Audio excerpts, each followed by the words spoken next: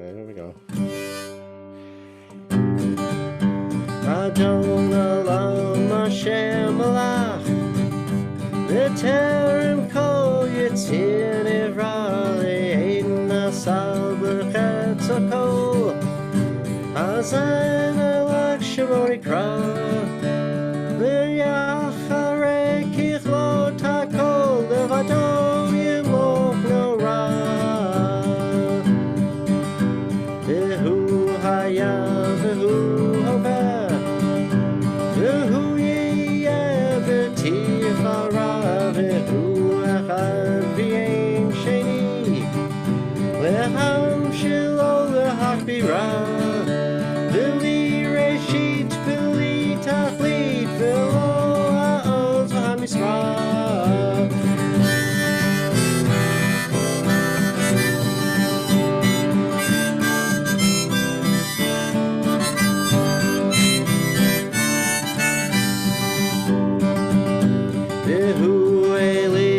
Chai goli, v'tochev li b'yitzara, v'hu nisi umanos li, v'anat kosi b'yom ekra, b'yado afkid ruchi, b'yedi shan b'yayra.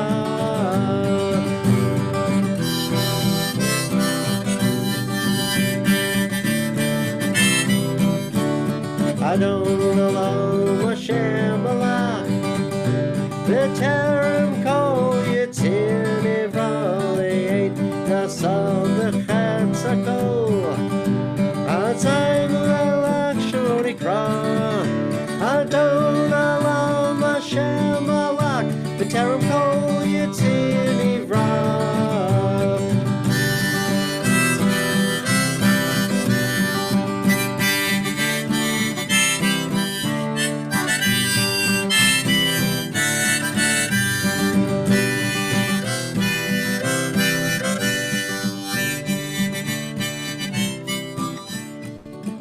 Yeah. Yeah, baby. Fantastic as always, Gary. Wow. Yeah, baby. The print is smaller. What is supposed to start the message of the Eternal? Yes. Yep. The message of the Eternal to Israel through Malachi. I have loved you, says the Eternal One, but you say, how have you shown your love for us? Is not Esau Jacob's brother, says the Eternal One?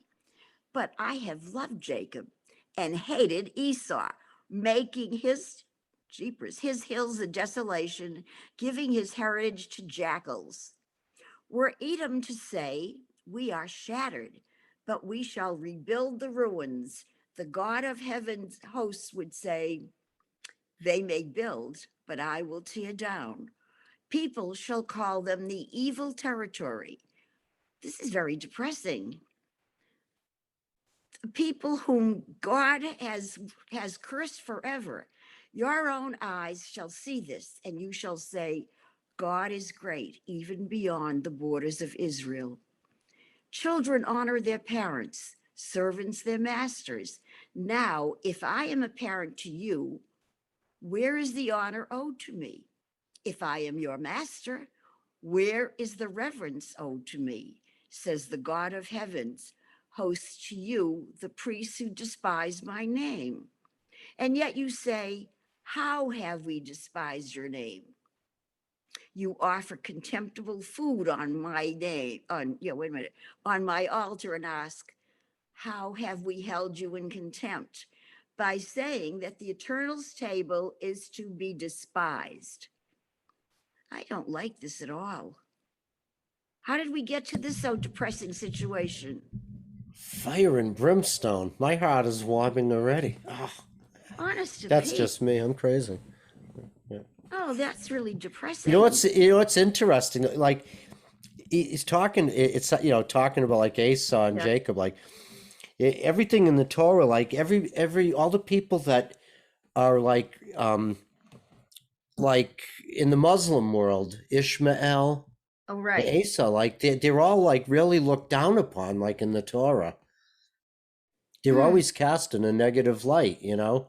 I know it. I mean, like, but I can understand this what he says here. The God of heaven's host says, when you bring a blind animal to sacrifice, is it not a wrong? When you bring one that is lame or sick, is it not a wrong? Try offering one like that to the governor. What governor? Where'd the governor come from? The governor of Judea, isn't it? Like at the Yeah. time, Will he be Yeah. pleased with you or show you favor? Now entreat God to show us favor. Will God be gracious to us? You are responsible for this. Oh my gosh. Will God show favor to any of you, says the God of heaven's hosts?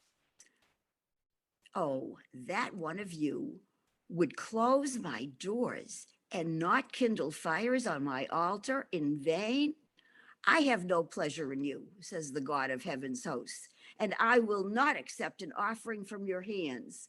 For from the rising of the sun to its setting, my name is great among the nations. Everywhere incense and pure sacrifices are offered to my name, for my name is great among the nations, says the God of heaven's hosts. But you profane it by saying that the altar of the master is contemptible and that its food can be despised. And you said, this is too much trouble. And you sniffed in contempt, says the God of heaven's hosts. You bring what has been stolen with violence, lame animals, sickly ones. This is what you bring as an offering. Will I accept this from your hands, says the eternal one? Cursed is the cunning knave who has in his flocks a healthy beast and promises it with a vow, then sacrifices to the eternal an animal that is spoiled. For I am a great sovereign, says the God of heaven's hosts, and my name is feared among the nations. Now then, this command is for you, the priests. Give honor to my name. If you do not listen, if you do not take it to heart, says the God of heaven's hosts, I will send a curse upon you and turn your blessings to curses. In fact, I've already named them into curses because you do not take it to heart. Behold, I will rebuke your seed and spread dung on your faces, the dung of your feast day sacrifices, and drive you away from my presence.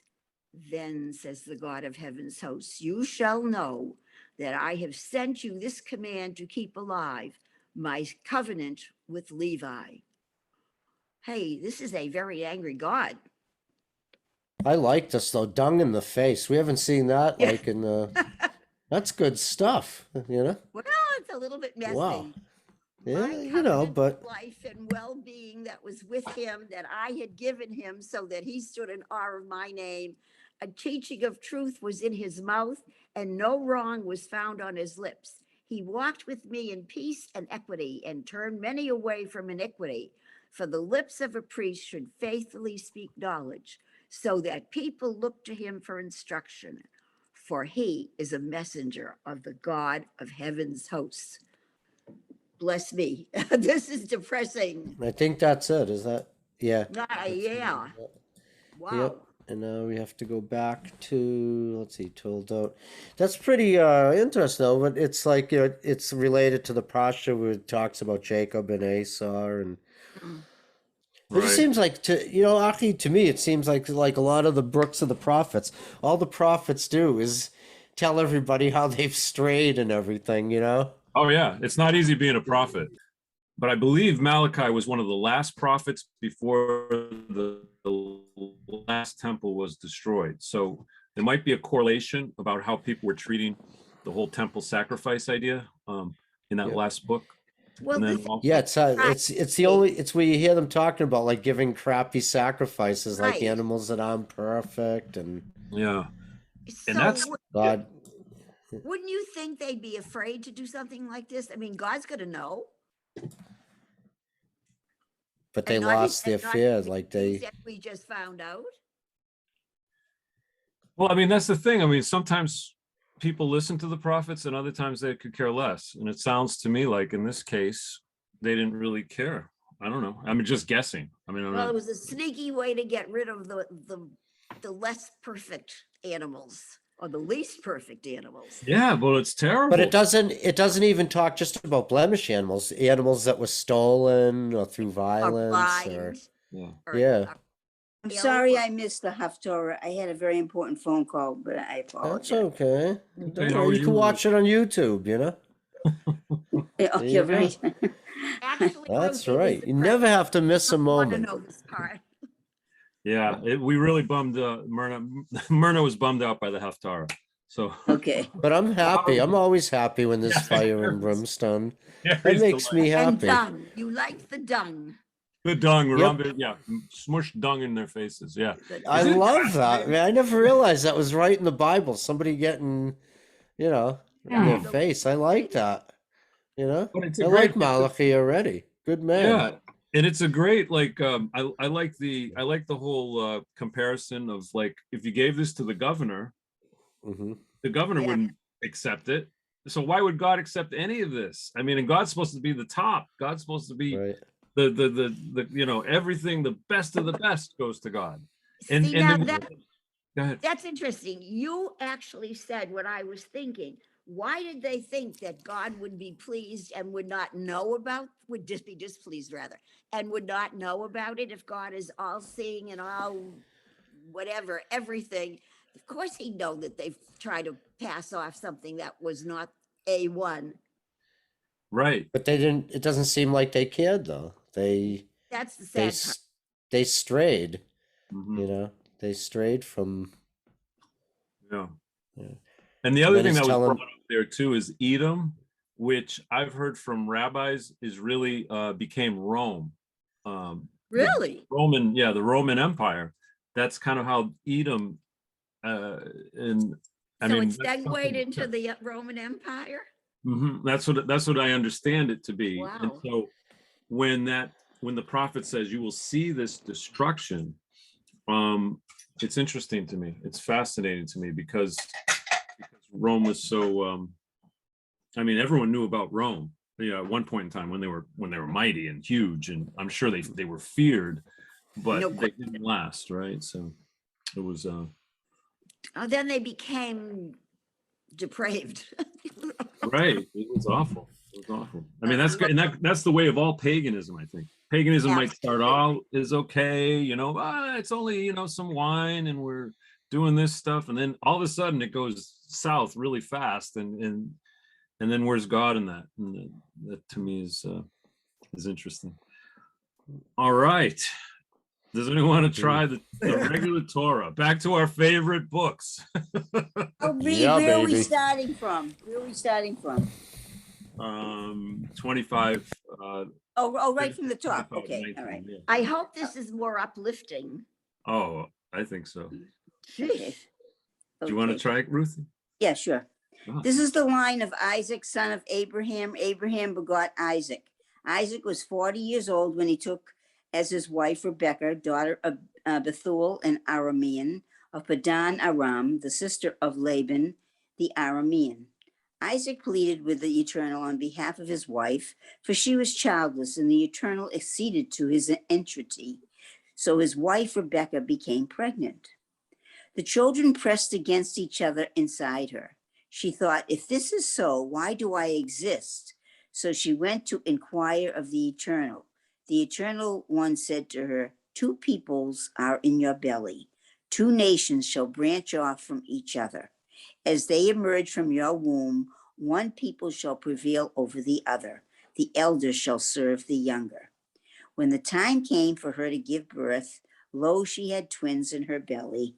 The first came out reddish all over, as though covered with a hairy mantle, so they named him Esau. His brother following came out holding Esau's heel, so they named him Jacob. Isaac was 60 years old when they were born. When the boys grew up, Esau became a skillful hunter, a man of the outdoors, but Jacob was a homespun man, keeping to the tents. Isaac favored Esau because he put game in his mouth, but Rebekah favored Jacob. One day when Jacob was cooking a a stew. Esau came in from hunting in the field. He was famished. He said to Jacob, I'm famished. Let me gulp down some of that red stuff. That is why he was named Edom. Adom means red in Hebrew. I don't know why Edom, but I thought Adom. Okay.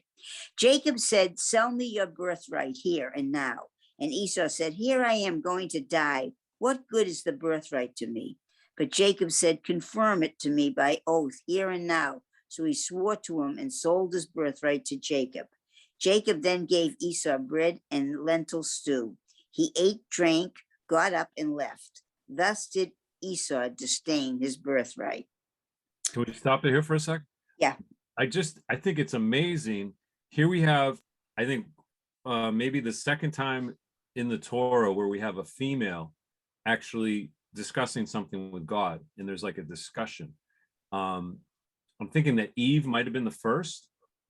Is there anybody else? I can't think of. Where is it where Rebekah is talking to God? I don't see that. I don't.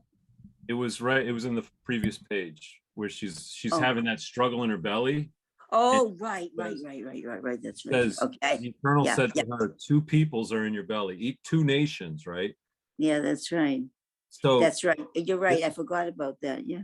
I think this is really awesome. Well, actually, Sarah does talk to God too through the angels, and she laughs, and so. But this is interesting because it's kind of like Rebekah on her own, just having that one-on-one, and so I feel like this is a real clue to like how intensely spiritual this woman is. She's just so attached. And very interesting. And the man of the tents. I love Jacob, the man of the tents. He's more of the man. He goes in the tent and he reads. I would not have expected this of Jacob, because he seemed so quiet and sort of studious, and coming out, his mother must have brainwashed him that if you ever get an opportunity, have your brother give up his birthright, because this doesn't sound like Jacob. But it's the fact that but Jacob, in other words, is mentally like he's more. Esau, they make Esau sound almost like it's almost like the Torah seems to give favor to being more like Jacob than to just being like Esau. Yeah, like I got that mental versus the physical. But we're really like, we're combinations of both, though, Right. But I could see Esau beating his chest and saying, I'm great. I can get you all kinds of food. I'm wonderful. And Jacob just abides his time. I think his mother primed him.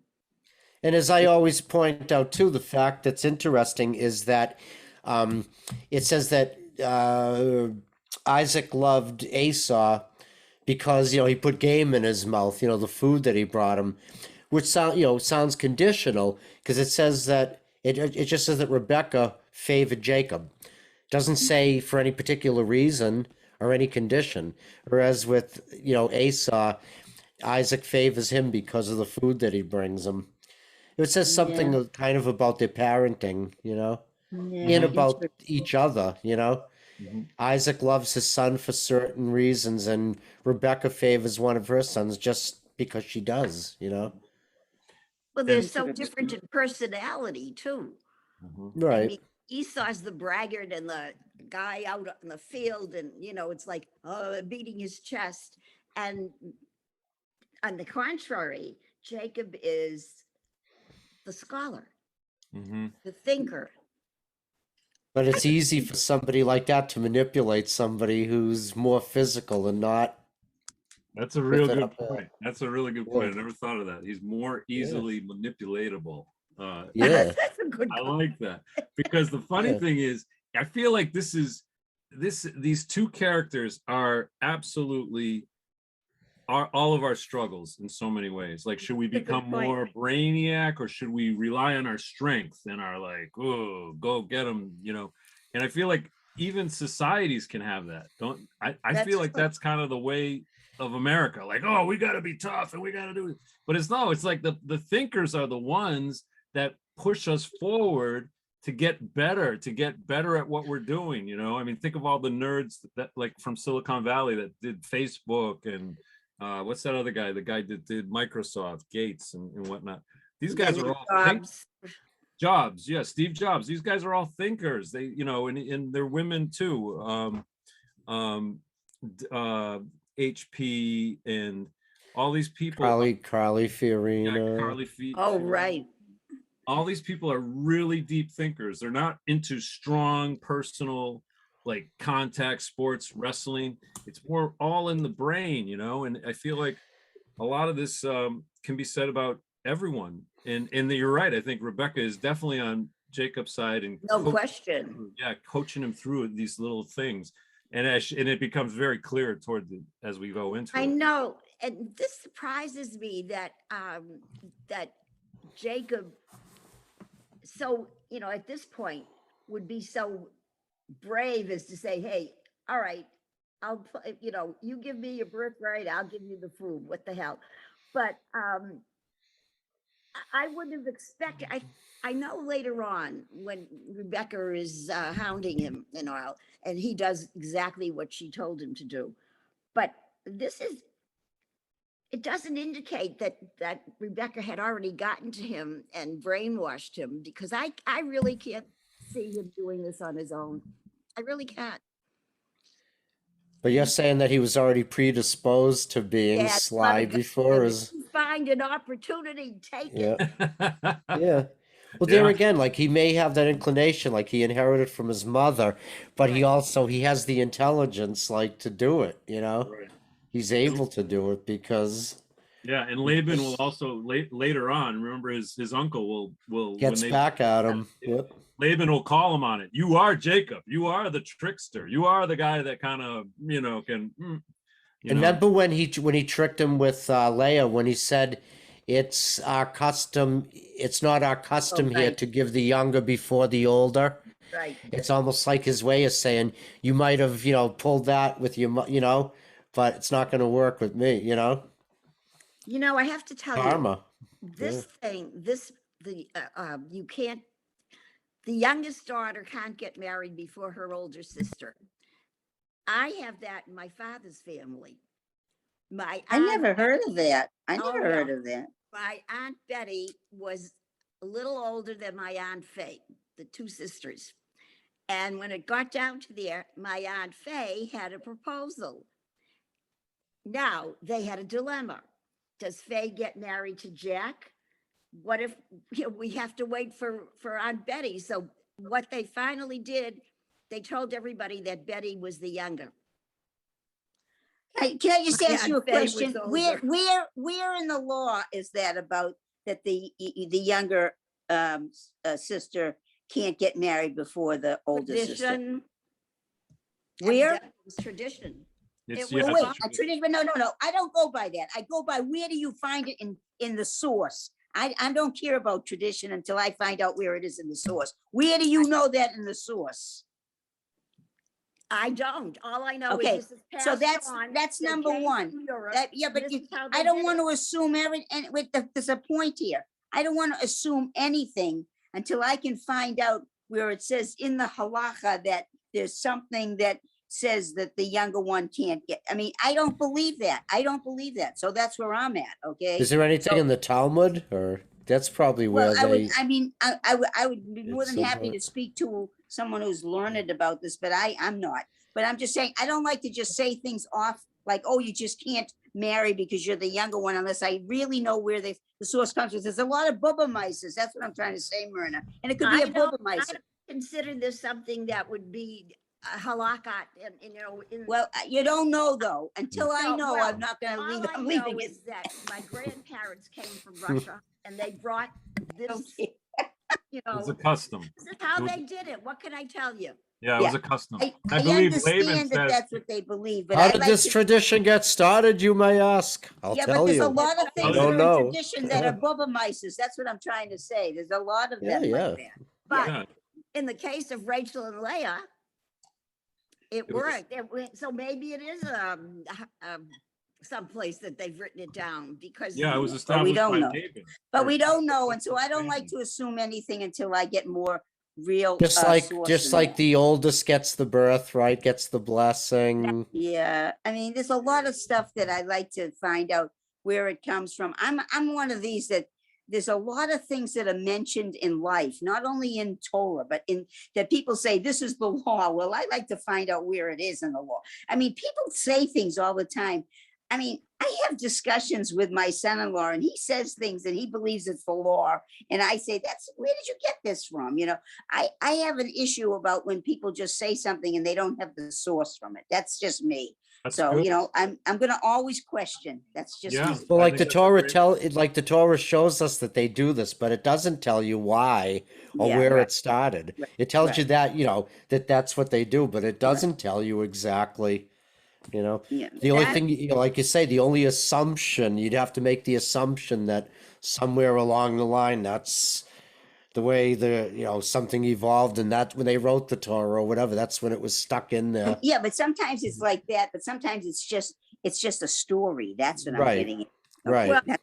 okay. but you laugh at That when I makes say sense. tradition, but it seemed to have been a tradition that was passed along to an awful lot of people. Okay, yeah, but then we don't know if that tradition was a story still. That's what I'm getting at. No, well, all I know is that this is the tradition they brought from Europe.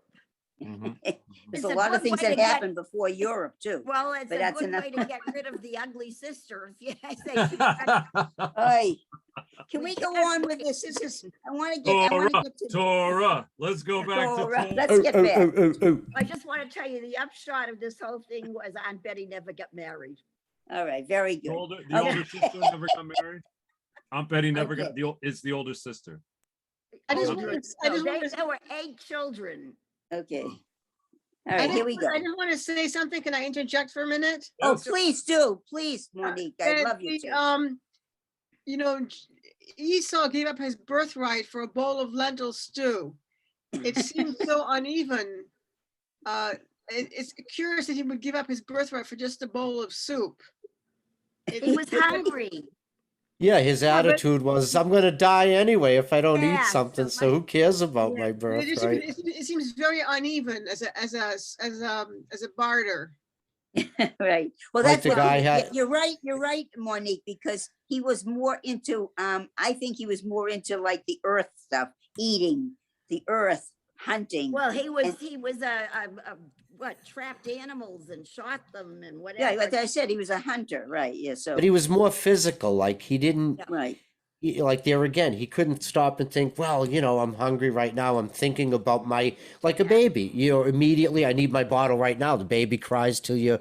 That's Right. like him. If he could have delayed his gratification just for a little bit, he could have held on to his birthright. He was But he didn't too have- hungry. He was hungry. He was hungry, but I'm saying he was too just physical. He was No, governed he just want- by He his wanted physical to need. satisfy his basic needs. Then Right, his most basic physical needs, Right. not mental, spiritual. He wasn't mental Not and at all. spiritual. He was Yeah, he physical. didn't think this Are we through. ever going to go on to Right. the Torah here? He didn't have the capacity to think it through. The way he's presented, he doesn't have the capacity. Yeah, he Right, thinks he's right. gonna Like taking die. it from He a has baby. hunger. He thinks he's just gonna Yeah. die. He's just gonna drop dead. So what good is a birthright? Because Gary was Yeah. Right. Yeah, if you right. said to a baby, "Oh, I'm I going to am take your birthright," wah, they just want the bottle. That's all they could think of, Right, That's right. the way it's Okay. presented. I always, good yeah. description. It was a good analogy, rather. Yeah. Very, very good. All right, here we go. There was a famine in the land apart from the earlier famine that had occurred in the time of Abraham. Isaac therefore traveled to Abimelech, king of the Philistines, to Gerar. The Eternal then appeared to him, saying, "Do not go down to Egypt. Reside in the land that I will point out to you.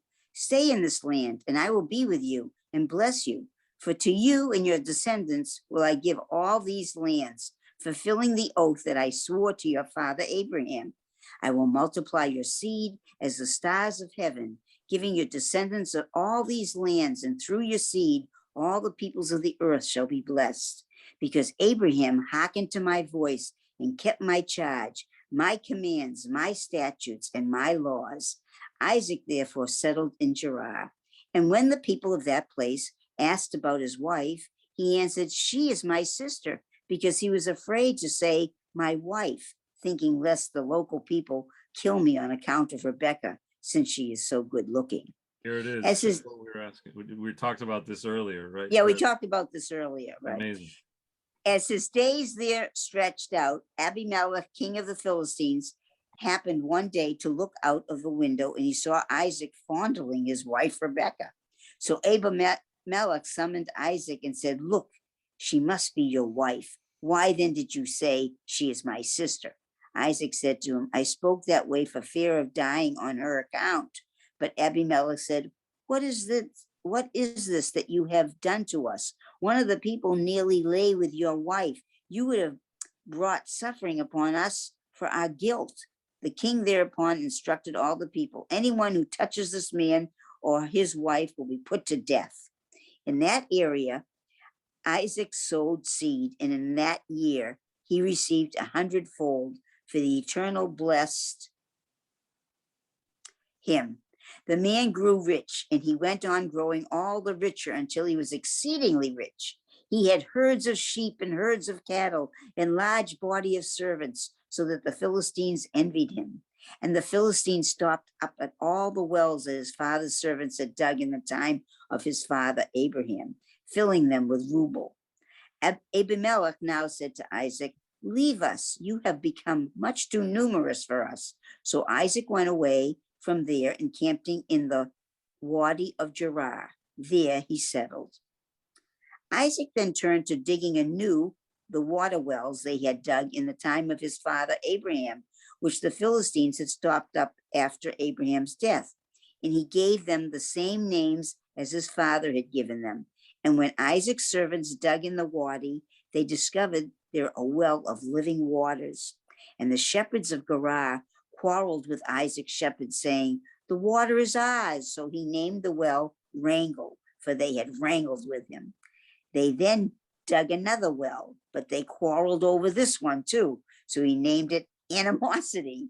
He then moved from there and dug another well. And over this one, they did not quarrel. So he named it Rehoboth, meaning now the Eternal has granted us ample room and will make us fruitful in the land. And from there, he went up to Beersheba. Isn't that nice? Something nice for a change. Yeah. That very night, the Eternal appeared to him, saying, "I am the God of your father Abraham. Have no fear, for I am with you. I will bless you and make your descendants numerous for the sake of my servant Abraham." So there he built an altar and called upon the name of the Eternal. There he pitched his tent, and there Isaac's servants dug out a well. Abimelech now went to him from Gerar with Abihuzah, his confidant, and Pichol, commander of his troops.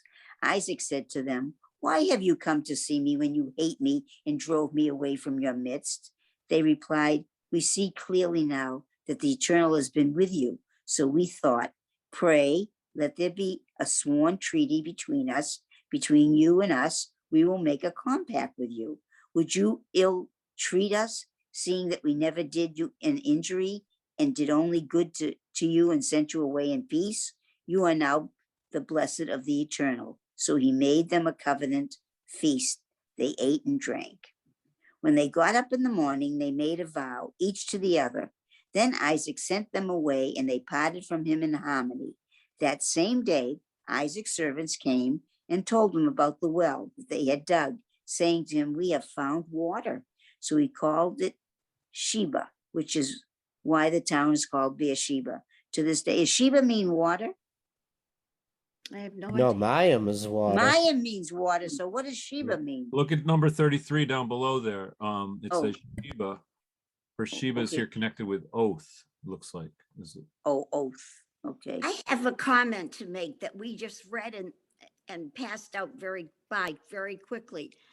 I don't remember anybody ever writing that they saw Isaac fondling his wife. They didn't No, use it those was words. mentioned Like, before. It was mentioned I before. thought that was pretty like a sex book story. I mean, I'm No. surprised. in some No, of the they were- commentaries, they word it differently. Like, They use it differently. When Yeah. Esau was 40 years old, he took to wife Judith, daughter of Beri, the Hittite, and Basemat, daughter of Elon, the Hittite. They were a bitterness of spirit to Isaac and Rebekah. There are some, I've read commentaries where they say that Esau purposely married them to upset his parents You're Oh, kidding. because of everything that happened with the birthright and oh, everything. it's interesting. Esau So- was kind of a sneaky kid. Okay, so Yeah. let's see what happens. He did it When Isaac purposely to upset them. When Isaac had grown old and his eyesight had dimmed, he called his eldest son Esau, saying to him, "My son, here I am," he answered. "Look now," said he, "I have grown old, and for all I know, I may die any day. So pick up your weapons, your quiver and your bow, and go out to the countryside and hunt me some game. Then you can make me tasty dishes, such as I like, and bring them to me, and I will eat, so that I can give you my heartfelt blessing before I die." As Isaac was speaking to his son Esau, Rebekah was listening. And when Esau went to the countryside to hunt for some game to bring him, Rebekah said this to her son Jacob: "Look, I heard your father speaking to your brother Esau, saying, 'Bring me game and make me tasty dishes that I may eat, and then bless you before the eternal before my death.' Now, son, listen to me, to what I am instructing you. Go to the flock and bring me 2 tender kids, and I will make them into tasty dishes for your father, such as he likes. You will bring them to your father, and he will eat, so that he may bless you before his death." But Jacob said to his mother Rebekah, "Look, my brother Esau is a hairy man, and I'm a smooth-skinned man. Should my father fail me, I will seem to him like a cheat, and I will bring a curse on myself, not a blessing." Move on. Good. His mother then said to him, "Any curse that you get will be on me, son. Just listen to me and go. Get them for me." So he went and got them and brought them to his mother. And his mother made tasty dishes, such as his father liked. Rebekah now took the finest of her eldest son Esau's garments that she had had in the house, and dressed up her younger son Jacob. The skins of the kids she wrapped up on his hands and over the smooth part of his neck. And she put the tasty food and the bread that she had made her into her son's Jacob's hand. Going then to his father, he said, "Father," and he replied, "Here I am. Which son of mine are you?" Jacob said to his father, "I'm Esau, your firstborn. I've done as you told me. Pray, get up and sit and eat of my game, so that you can give me your heartfelt blessing." Isaac then said to his son, "How is it that you were able to find game so quickly, my son?" And he replied, "The eternal your God made it happen for me. Pray come near me," said Isaac to Jacob, "so that I can feel you, son. Are you really my son Esau, or are you not?" Jacob approached his father Isaac, who felt him, and said, "The voice is the voice of Jacob, but the hands are the hands of Esau." He did not recognize him. However, because his hands were hairy, like the hands of his brother Esau, and as he was preparing to bless him, he said, "Are you really my son Esau?" "I am," he answered. He said, "Bring it near me, and I will eat of my son's game, so that I can, so I can give you my heartfelt blessing." He brought it to him, and he ate, and he brought him wine, and he drank. His father Isaac then said to him, "Pray come near and kiss me, son." As he came near and kissed him, Isaac smelled the scent of his clothes and blessed him, saying, "See, my son's scent is like the scent of the field, blessed by the eternal." God give you all heaven's dew of earth's bounty, abundant grain and new wine. Let peoples serve you, nations bow down to you. Be a ruler to your brothers, and let your mother's son bow down to you. May those who cursed you be cursed. May those who blessed you be blessed. Just as Isaac finished blessing Jacob, at the very moment that Jacob was in the act of leaving his father's Isaac's presence, his brother Esau came in from his hunt. He too made tasty dishes that he brought to his father, and said to his father, "Let my father get ready to eat of his son's game, so that you can give me your heartfelt blessing." But his father Isaac said to him, "Who are you?" So he replied, "I'm your son, your firstborn Esau." Isaac now began to shudder, a shuddering exceedingly great. And he said, "Who then hunted game and brought it to me and ate it and all before you came? I blessed him, and blessed he will remain." When Esau heard his father's words, he broke into an exceedingly loud and bitter howl, and said to his father, "Bless me too, father." But he said, "Your brother came with deceit and took away your blessing." He replied, "Is he not named Jacob? Twice now he has cheated me, and he took my birthright, and now Look, he has taken my blessing. And he added, did you not reserve a blessing for me? Isaac responded by saying to Esau, look, I've appointed him your master and given him all his kin to be his servants and have supported him with grain and new wine. Come now, what am I to do, my son? That's a pretty stupid thing. I want to stop a minute. What do you mean? He could do whatever he wanted, Jacob. Why didn't he just change the whole thing? That's what I think is so stupid. That it's one thing that he was deceived and then he understands he was deceived.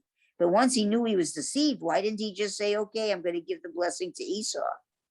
I think I can answer a little bit of that because, and this even goes, this goes on for thousands of years. It's when people make a word and vow a vow. Yeah, I understand what you're saying. Yeah. It's crucial. I mean, it even comes up in the New Testament, which is thousands of years in the future. But you know what else is interesting is God made the covenant with Jacob. Jacob was the one that God, when you think about it, I mean, they might have deceived and lied, but yet it works out that that's what God wanted, right? I see. Yeah. And God how made the covenant. Yeah, I'm with you. And I think, God uses Rebekah here to really make kind of seal the deal in a lot of ways, because I think Isaac has become like in this kind of in this drama here, it's almost like Isaac is the perennial father figure. Like Isaac has two sons. One of the sons is like the manly man. The other one is the one that hangs out in a tent all day reading books. It's like every father wants to have a son like Esau, but Rebekah comes in and is like, you know what? It's not going to work out the way you think if you go with Esau. And so I believe that's what we're seeing here is like, I get it. I mean, I just think it's interesting. Kind of is using God's using Rebekah as kind of like that turn to make that turn happen in Isaac's mind. And even Isaac, I think, is thinking like something's not right about this whole thing with Jacob. He's like, are you sure? He asked him like 2 or 3 times. Are you sure you're Esau? I know. That's what I'm surprised. I'm surprised that he goes around. That he was allowed to do that, because it when you go back on it, when he said God made that happen for me to find the game, when he brought the Eternal into it and like made him part of the scam, I'm surprised that was allowed to happen, because you know how you like, once you bring God into it and you say God did this is why I have that game. I'm just surprised. I mean, I know all of it has to happen and I know that's the way that it should be, but that particular part jumped out at me today when we were reading it, about that him saying that the Eternal gave him that food. And that seems to me like very deceitful. I don't know. I would think he would be smoked. Who does all of our food? Who does everything come from, though? Yeah. So you think he crossed the line, Annie? You think he crossed the line saying that? Yeah, I think when you bring God into it and you say, God told me this, God should have, or God did this, or whatever like that, it should be God that's doing it. Or you should, the things about what you say are so important. Well, he's saying that God gave him that. And, like Gary said, God gives you everything. So I guess he is right, but I don't know. I've never noticed that. I've read this, we've done this passage like millions of times. That never seemed to bother me before, but now it bothers me. But I'm glad it bothers you, because every time you read this, you can find something else to be bothered by or be inspired by. But I agree with you. I think every time you read any of these pashas, things come up that never came up before. I think it's all part of your wonderful growth, Annie. You're a growth person. You're constantly growing I think and evolving. Yeah. You're muted. I like that about you, Annie. You keep on growing and evolving. That's good. Right back at you, Ruthie. Myrna, you're muted. We can't hear you. I know you're trying to talk. You're right. What I was saying, I feel that this is in reality, unrealistic. How many people who are on their deathbed are going to want to eat a big meal? It's the last thing you think of. So I find this whole thing totally That's unrealistic. great. I love it. Yeah, I'm famished. I'm dying. I love Come your on. thinking. Oh gosh, God bless you. I love it. Oh, that's Yes. great. Give me 3 Whoppers and some extra fries. I'm about to get out of here. Yeah, he should only want a salad, right? Yeah. Some soup, just a little soup. Seriously. Oh, that's so no. funny. That is He's on great. his deathbed. If But he his wants to teeth- have a last meal. If his teeth are as bad as his eyes, he probably needs soup or something through a straw. That's funny. I'm enjoying that. All right, are we done? No, we're not done yet. Are we done? No way. Don't we still have? Where were we? I Yeah, forget now. where are we? Okay. Broken to two replies. Should someone And you go also through- got to remember, just now that we mentioned it We too, that read most 37. okay, most of you already know this too, though. That's right. That Jacob, what is the word Jacob? The name Jacob comes from the root meaning heel. Oh, that's Because right. he was holding on to it. And He was then, like holding when on to Esau the says, heel. is his name not Jacob? It's Right. almost like he's saying that, he did this to me, like, he's a heel, It's a very interesting thing though, when you think about it, sometimes I think we try to put today's concepts and ideas onto this, and that's where we're wrong, because you can't. Society does the same thing, even in our country. We try to base Yeah, sure. today on what the There's- mindset was like in the There's no right or wrong 1400s. answer, Yeah, There's no right or wrong answer. yeah. Well, I still think he didn't ask for food if he was dying. Okay, we got that. Okay. Monique, do you All want right. to read? Maybe Does Monique. somebody else want to continue reading on 38? Monique? Sure. Okay, thanks. Do you have but one blessing, father? Said Esau to his father. Bless me too, father. And Esau cried out and wept. His father Isaac then responded and said to him, Lo, among the fat places of the earth shall your dwelling be, and with heaven's dew from above. By your sword shall you live, your brother shall you serve, and when you move away, you shall break his yoke off your neck. Esau now bore a grudge against Jacob because of the blessing his father had conferred upon him, and Esau formed this resolve. The days of mourning for my father are approaching. Then I will kill my brother Jacob. When Rebekah was told her elder son Esau's words, she sent for her younger son Jacob and said to him, Look, your brother Esau is plotting to avenge himself by killing you.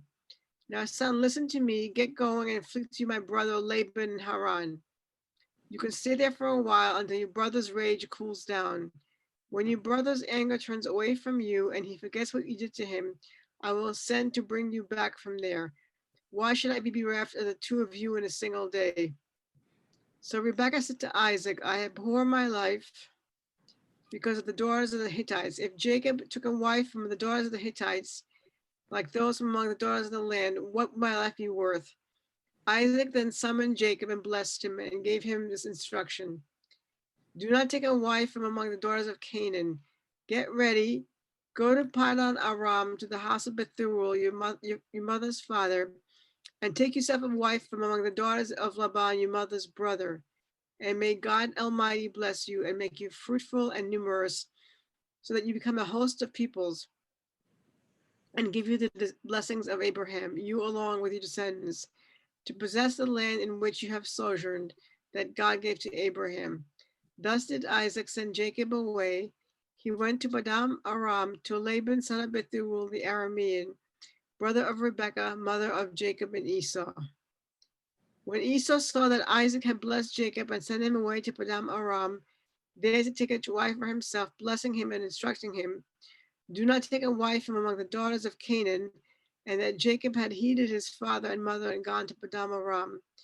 Esau understood that his father Isaac looked with disfavor at the daughters of Canaan. So he went to Ishmael and took as his wife Mahalath, daughter of Ishmael, Abraham's son, sister of Nebaioth, adding to her his other wives. That's where he purposely, see that he did that to purposely. So, but is that an okay thing? That's the question I have. But when I read that right now, I'm thinking, well, maybe Ishmael's daughters aren't as bad as the Hittite daughters, the Canaan daughters. I don't know. No, I think Any it's commentary no, there? I think it's the same. Wife from the blessing and Yeah. from the daughters of I Canaan. wasn't there. I really don't remember. You know what's interesting? This guy's taking a long time to die. Yeah, yeah. They all take a long time to die. He's got that nice dinner in him, so you know he's gonna last a little bit longer. He's got 2 nice dinners in him. Yeah, he And, got you 2 know, dinners it's that night. No, the guy was a chaza, huh? Sounds like he had a, you know.